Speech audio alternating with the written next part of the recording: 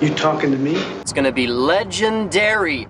Louis, I think this is the beginning of a beautiful friendship. Ho, ho, ho, ho, ho, ho, ho.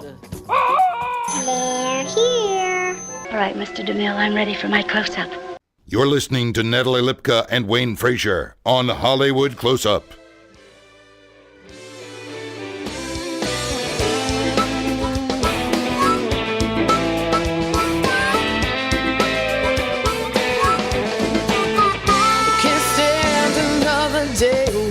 My turn to shine. Take my troubles in the... Hello, welcome to Hollywood Close-Up. My name is Wayne Frazier. And I'm Natalie Lipka. And we are two actors talking our way to the top, and you can check us out at natalieandwayne.com, and please subscribe and follow us on Twitter and Instagram at Natalie and Wayne, and you can also go to iTunes, guys. Yes, please. And that was some amazing music again this week from Bev and Cliff Nelson and the OC9 Music Group. Check them out at OC9musicgroup.com. Absolutely, and our guest coming up later in the episode is Jack Fry. He is a playwright and a writer and a actor, and the guy is phenomenal, and we can't wait to talk to him just a little bit. Can't wait. Cannot wait. And you know what's great? Wait, real quick. You know what's great is he's in the theater, and what we're going to talk about in a few minutes is the Tonys. Whoa! Did we plan that? I don't think so. We did. How did that happen? I don't know. It's kind of like our outfits today, Wayne. We also did not plan to be matchy-matchy, but, I mean, look at us. We got the plaid on. I don't know how that happened. Oh, that's rock and Rena Marie is here. Yes, she is. Hi, guys. How's it going? Hi, great. How are you? I'm good, thank you. Good. Did you watch the... I love your shirts. Oh, stop it. You just stop that. Did you watch the Tonys, did you? I watched a portion of the Tonys. My most favorite part of what I watched was Bette Midler. Yes. And her...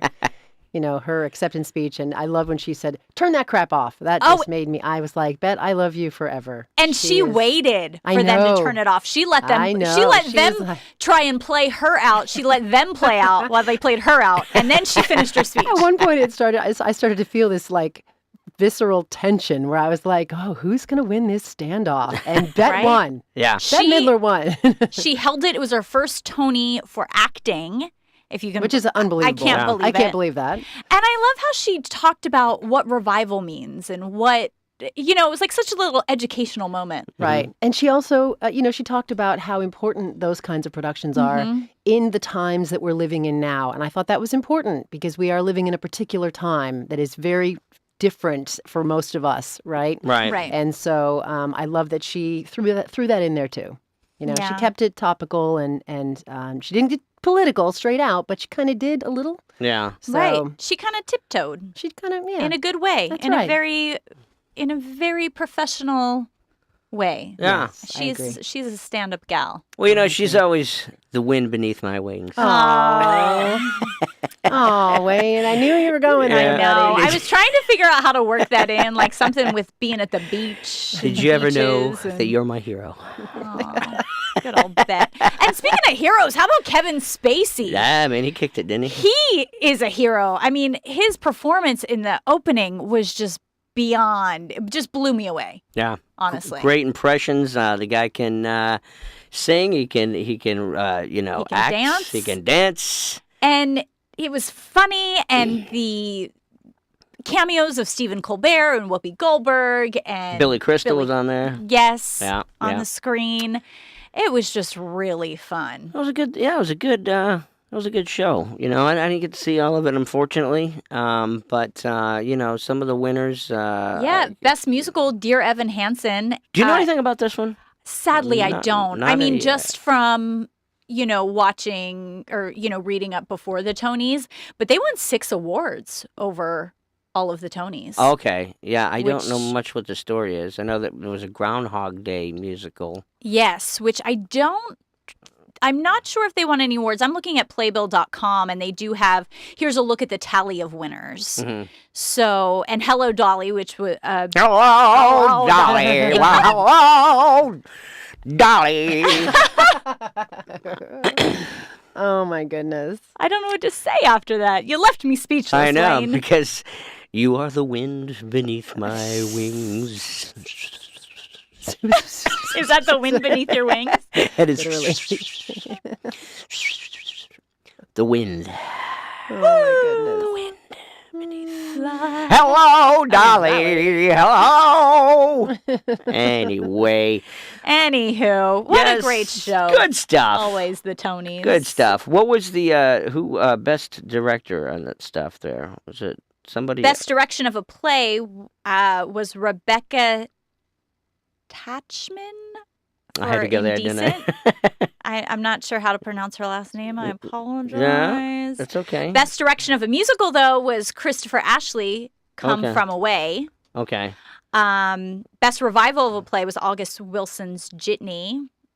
And best performance by an actor in a leading role in a musical was Ben Platt of Dear Evan Hansen. And then, of course, best actress for a musical was Bette Midler. Because you are the wind. Oh my god. Just keeps coming back. Keep coming back. Yeah. We So should. I'll tell you what the Tonys do for me though every year is even if I don't watch the whole production, they remind me that I don't see enough musicals. I know. I almost want to try to make that an annual goal, just to try to see at least one musical because they are so invigorating. They're just so amazing. Yeah. So the fun. Tonys are always really inspirational that way. Yeah. Absolutely. I agree. And Oh, it makes me want to go to New York. You just feel it. Just through the TV, Oh, you yeah. can feel that energy Oh yeah. of New York City. Theater. Theater. In the theater. theater. To the theater. Let's go to.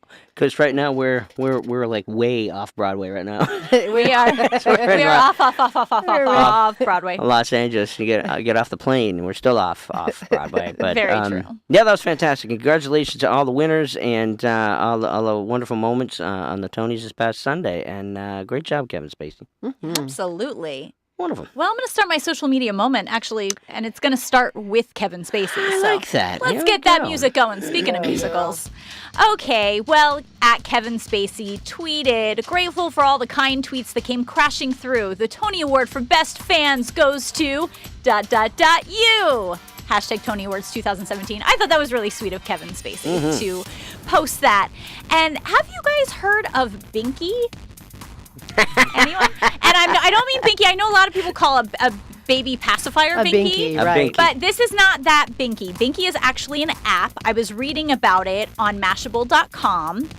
And it's an app is built purely for the fact of scrolling on social media without dealing with actual social media. So how we were talking about the other week, how you get on your phone and you scroll. Well, Right. this is what that's for. And basically, you try it and it doesn't give you anything of importance.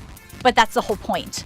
So instead of kind of getting wrapped up in people's lives and feeling different ways because Getting of what you sucked in, see, getting yeah. sucked in, it's just like fun things you're scrolling through. I think like pictures of vegetables and pictures of cows and all this stuff. You got to check it out. But basically, you know, the next time you're using a phone to avoid eye contact, they say, with someone, or just want to scroll through something Binky before is bed, your try Binky so you don't hilarious. get too wrapped up. I like that's funny. I like to sometimes just get on Binky and scroll through and look at like what vegetables, like Just vegetables potatoes. and fruit. Yeah, I mean, we'll have to check this out. I haven't downloaded the app. I heard it started as a joke, and now people actually are using it Interesting. to just great. stay off social media, but beyond social media. And also, more social media, socialmediatoday.com. I was reading about Grammarly, and it was a blog called 5 Top Digital Marketing Tools to Help Grow Your Online Presence.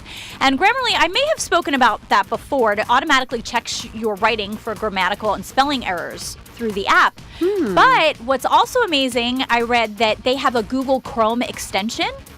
And basically, it's a program installed into Chrome that changes the browser's functionality. So everything you type using that browser is reviewed before you put it out. Oh, that's fantastic. And I was like, this is exactly what I need. Yeah.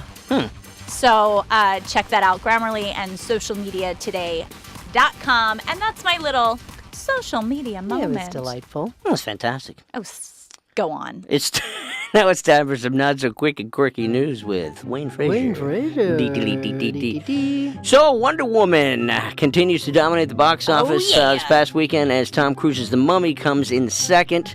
Wonder Woman is garnered about $205 million so far domestically, so it is kicking superhero butt. I want to give a shout out to a friend of mine, Matthew Shelton. He shared this next bit of info with me the other day. It was from the NewYorkTimes.com. It put out the top list of the best films of the 21st century so far. What did you get? What do you guys think? And I did put the post out yesterday, but I don't know if you had looked at it totally yet. But what did you think was number one on that list? And you can't Best cheat. films Natalie's of the cheating. 20th century? Yeah, so far. Oh, boy. Of the That's 20, tough. I don't know. Well, the answer is Paul Thomas Anderson's 2007 There Will Be Blood. Really? Oh. I never would have guessed that. Top film so Not far. that it was an amazing film, Yeah. but that just was not what I was thinking. Yeah, and the list included Mad Max was on there, and the second was an anime movie called Spirited Away, which I Wow. heard is phenomenal. Yeah. Oh, yeah. But for the entire list, check out the post we put up yesterday on Twitter at Natalie and Wayne. And finally, my buddy here, my partner in crime, Natalie Lipka, was interviewed on the Hidden Rebels podcast, the one I did a few weeks ago, which is hosted by the wonderful Christina Marie Leonard. Go to SoundCloud.com, check out, listen, and she gets her Star Wars on. So Oh, yeah. we're loving that. I don't know how they let me on that podcast, but I'm glad they did. But it's great. It's a fun. But check out. You want more social media then? Yeah, Yeah, I'm let's just go. throwing. I'm throwing everything in Yeah, here. you It's are. like a mixture of music. It just keeps rolling, just like the show. We were going to be right back. That's the end of the Not So Quick and Quirky News. I'm Wayne Frazier. And I'm Natalie Lipka. We'll be right back with actor Jack Fry.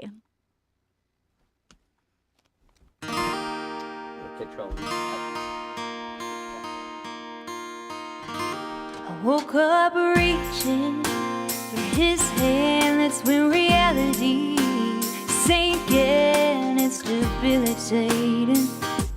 Yeah, and I would try to explain, but only he would understand. I'm trying to keep it all together, but I can't. Judging by the way I feel, though I don't think I ever will. That's the high cost of loving.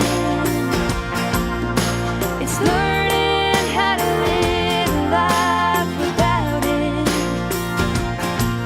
And you know you've done it right when you can't sleep at night. Pain and loss, that's the high cost of loving.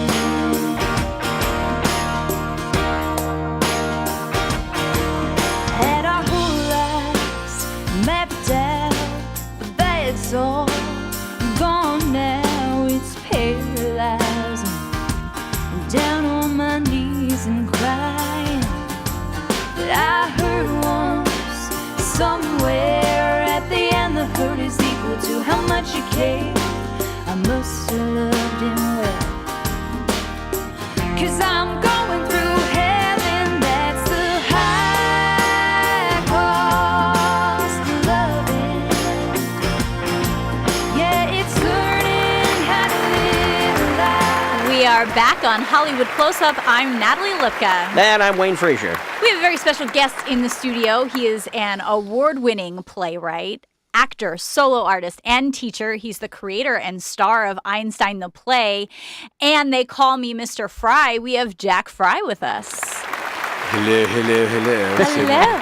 Welcome. Thanks for being here. Well, it's great being here. in the Yeah. studio here. How are you, man? What's been going on with you? I'm busy. I'm loving hanging with you guys. You guys are Aw. it. You're the in crowd, not We- now in the in crowd. That's sounds right. good to be It's in the in crowd. It's official. It is official. You are a busy man. Very busy. Yeah. You have a play called Einstein. How did you find out about that? I don't know. Our buddy How Zach did you know? Gruber, he let us know. Yeah, that he did guy fill is us in. a- Thank goodness. Yeah. I mean, Announcer. this play's been going on for a while. Yeah, yes, for a couple years. Yeah. But I still consider it a new show because I've only done 100 shows. I just celebrated my 100th show anniversary. Congratulations. That's fantastic. Congratulations. Thank you. Yeah. Oh, shucks. Shucks, guys. Because the kids are always big with learning I about the know. theory of relativity. Well, right. But Yeah, I didn't see Exactly. those guys. They were hiding under the desk or something. And, well, right now, though, first of all, it is going on now here in Los Angeles. every Saturday. Yes, it is. Every Saturday at 3. You're right. At 3 p.m. And the theater is Santa Monica Playhouse. That's right. That's a great theater. I love that theater. You got 2 Yeah. theaters, great location. It's Mm-hmm. got the great 3rd Street Promenade spill. You can plan a whole evening there. I was just gonna say you go see the show, go take a walk on the beach. You're there for the sunset. Oh, absolutely. You planned that well. Thank you. Thank Yeah. you. When you are planning, speaking of planning well, when you're planning something like as big as Einstein, you know, you wrote this character, you know, that you put in the play, and it's a lot different than, you know, just telling the biography. You put a lot of drama and a lot of comedy into it. How did this come about for you? Well, I didn't know a lot about Albert Einstein when I first started, I have to admit. To me, at the beginning, he was just sort of a bubblehead in a T-shirt with a tongue sticking out. And I was looking for another story to tell after They Call Me Mr. Fry.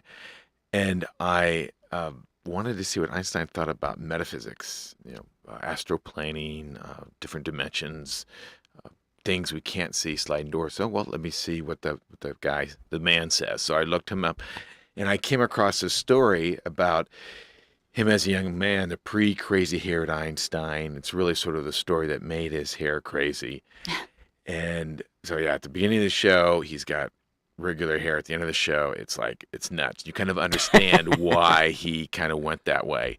And I found this story of him young, 35, in Berlin, trying to prove relativity up against major obstacles, people not believing his theory, those who do trying to steal it, messy divorce, relationship with his 10-year-old son he's trying to hold on to that's slipping away, anti-Semitism, huge scientific backlash, health problems, thoughts of suicide. I mean, it's a real heroic story.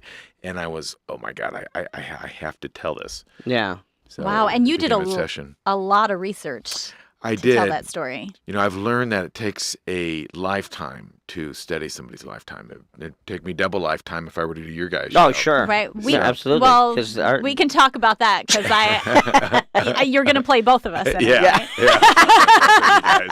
Yeah. The dual role stage play. It's Hollywood close up. Yeah. How do you morph into Mr. Einstein? How does that? Where did you go to? Did you just watch a lot of? Because there's not a lot of tapes. It's mostly reading.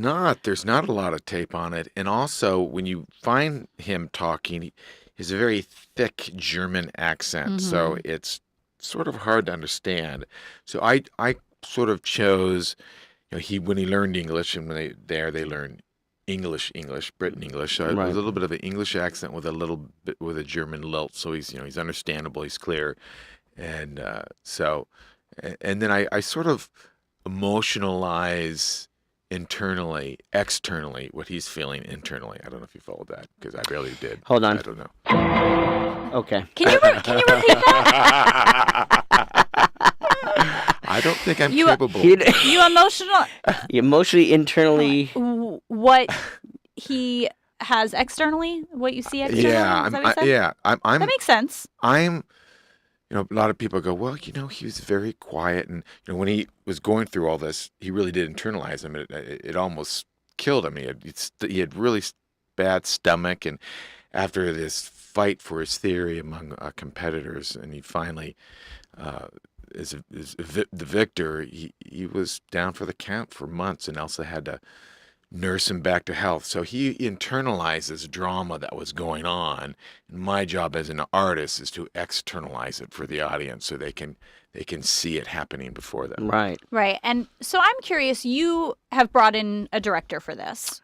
Mr. Right. Tom Blomquist. And with that, because you are the creator of the show, you're the playwright and the actor. What is that experience like working with a director? Did you let him kind of run free with it, or is it more of a collaboration? How does that work? I would say it's more of a collaboration, but it's important you find the right storyteller to direct this, and Tom Blomquist was certainly that. He's a writer-director for TV for the last 40 years, and we've had a creative relationship for a while, and he's been a mentor to me, and when he came on board, I sort of breathed a sigh of relief because I knew I could trust him and his choices, and we had a real interesting journey for sure going on this. It was a really learning experience for both of us, but he was there to give me perspective when I needed it. Yeah, you know? And this is like kind of like 3 years in the running, trying to get this together, right? This is just not overnight. Yeah, I started 2010 after about a year and a half research. I was like, okay, I think I know my story. And then another like a year and a half writing it, and then when I first had she's doing fingers, so I think I better. Does this mean I got to wrap it up? No, you're great. Okay, that was side technical things. Okay. No worries, you're amazing. Anyway, I don't know where I was. I wasn't listening to you. Well, let's do this then. If Einstein were in the studio right now. Okay, Einstein's with us, so we get your Einstein on. How would he answer some of these questions I have for you? All right, can we do that? Okay, so here we are. He's becoming Einstein as we speak. Dun dun dun. Okay, Mr. Einstein, what do you think about cell phones? Well, if it weren't for cell phones, or actually, if it weren't for me, there'd be no cell phones. I tell you that right now, because absolutely. I invented cell phones. But I invented cell phones. I am cell phones, and Mexico pays for all my cell phones. So they pay my cell phone bill. You're a lucky man, Mr. Einstein. Let me ask you this: what is? Are you on social media? I am all over social media. I invented social media. Social media is my idea. I do everything. Social media is mine. Now, when you say it's your idea, is that because it's a derivative? It comes from the work that you did, or did you actually have this idea back then and kind of waited until the world was ready? The latter is more of it. I would say that these were taken from ideas that I have had through the millennium. And I don't know if you noticed, but my ideas on gravitational waves that came out 6 months ago, that they said I could never, ever prove. They'll never have machines in the future that can actually prove these little tiny things, and that you can't see, that come all the way from the Big Bang Theory. They prove them, and I was absolutely right. So do you watch The Big Bang Theory? It's my favorite show. When are they going to have you on as a guest? I wonder when. I don't know. We got to make that happen. Well, we thank you for being here, Mr. Einstein. One more question. What do you think about the fact that we put a man on the moon several years ago? I'm wondering when they'll do it again. I want them to do it very fast. I want to go on the moon with them. I want to ride in a Tesla up on the moon as a moon buddy. Whoa! This is not a white BMW. What? A white, brown Ford Bronco. It's a big chase scene. Oh, man. Einstein chase. Yeah, thank you, Mr. Einstein. That was amazing. Thanks for being here. Yeah. You're welcome. You're welcome. Now let me see if I can find Mr. Fry. Mr. Fry, are you here? I'm here. Thank you, Albert. Yeah. You know what that just reminded me of? We were watching a video, Wayne sent it to me, of Ralph Garman and Kevin Smith honoring Adam West on their podcast. Yeah, Babylon. And they were showing the scene of Adam West when he has both the phones and he has to talk as Batman and as Bruce Wayne. Yeah, it's hilarious. And he's going like that's what that just reminded me of with what you were doing. I said, you didn't know Einstein was a ventriloquist. Little did I know until just now. Einstein and Jack Fry have an interview, so you can play two characters. Yeah, I try. Yeah. You also did. You also right before this, you had another play. Now, did you write this one? And this is called "They Call Me Mr. Fry." I did. That was autobiographical. That was the first one-person show I did. 350 shows all over the world. I did, including a show for the Department of Education with Ernie Duncan in the audience, and 3 months off Broadway. So that was wow. That was a lot of fun, and it's a heartfelt show. Sort of a cross between Animal House and To Sir with Love. That is a cross. It's amazing. And so you are a teacher. We know that. So you are teaching throughout the year and writing and researching and prepping for these plays all at the same time? Yes. I'm now, little honesty here, I'm not a full-time, I used to be a full-time teacher, Okay. but with these different plays, I'm now been subbing for the last 5-6 years. Yeah. So, but I go to basically the same schools, and I get to same 2 or 3 schools. Mm-hmm. They just bring me back all the time, and I get to know the students, and everybody knows me, and it's a lot of fun. I mean, I still really love working with kids. I think that's sort of one of the reasons I'm put on this earth for. I mean, I really love working with children, and so I want to keep that in the loop. Right. Right. And when you're teaching, you're subbing, you're obviously in different subjects. It's not just drama, right? Or... Right. It's elementary, so it's 5th and under. Mm-hmm. So I'm teaching all subjects, and it's just a lot of fun to work with kids that you get up in the morning at 6 something, and then you rub your eyes and you walk out in the schoolyard and the kids are smiling, and you go, okay. Because they have Now I know endless I'm here. energy. Yes. Endless Now, energy. do you ever, during the science lessons, come in as Einstein? I've done a little bit of the show, but Yeah. that's for them. For those I that can't bet understand they love that. it. Well, they used when I did Mr. Fry, I had like a class come in and see that show. Mm-hmm. When I came back to teach the next day, they were like, "Ooh, Mr. Fry." And the big lights. Wow, it is. You know what? Time does fly. It is so amazing that you're doing this, and you're working with the kids, and you're helping them out, and then you have this amazing play, and That's teaching everyone. Yeah, that you just. Thank you. Yeah, Thank you. keep going. It's a fantastic thing you're doing. Thanks. And when can people see it this weekend? This Saturday, 3 o'clock, Santa Monica Playhouse. Is every Saturday until July 8th. It's the last Saturday it'll be playing. You can go to you can go to EinsteinThePlay.com. Yeah, and we'll also have that in our episode links. So people can just click on it while they're watching the episode. Exactly. I mean, after they finish watching the episode. Yeah, of course. Not during it. After, right? After. Jack, we want to play a quick game called Hollywood Close-Ups Quick and Quirky Game. I'm just going to bat off some questions as quick as you can with an answer, okay? Okay. All right, ready? Who are your ideal TV parents? You two. All right. You're not on TV. I want you guys to be mine. Because you are going to do our biography and our story on stage. Right. Which is awesome. Beer or wine? Wine. Okay, red or white? White. Okay, excellent. And if you were a Muppet, which Muppet would you be? I would be the chef.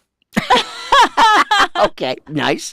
That's it. Usually, how does the chef go? Because he's got Beaker, right? No, that's the other one. You're thinking that's of Bunsen Honeydew. Bunsen, I would yeah. think that would be. That's it. I think that's your next show. Having us understand him. You know?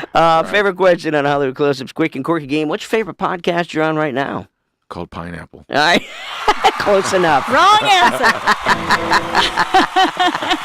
Jack Fry, ladies and gentlemen. Thank you so much. Good to see his play, Einstein, down in Santa Monica Playhouse on Saturday. And catch the play, man. And please keep us posted on everything that's going on and all your awards. And I will do, and thank you for your support. Yeah. You guys are awesome. Of course. Well, thank you, sir. Likewise. And we're just going to keep thanking you, Sean. Yeah, thank you. No, thank you. Well, he's going to make a play It's a about big us, love so that's fest. a big thing.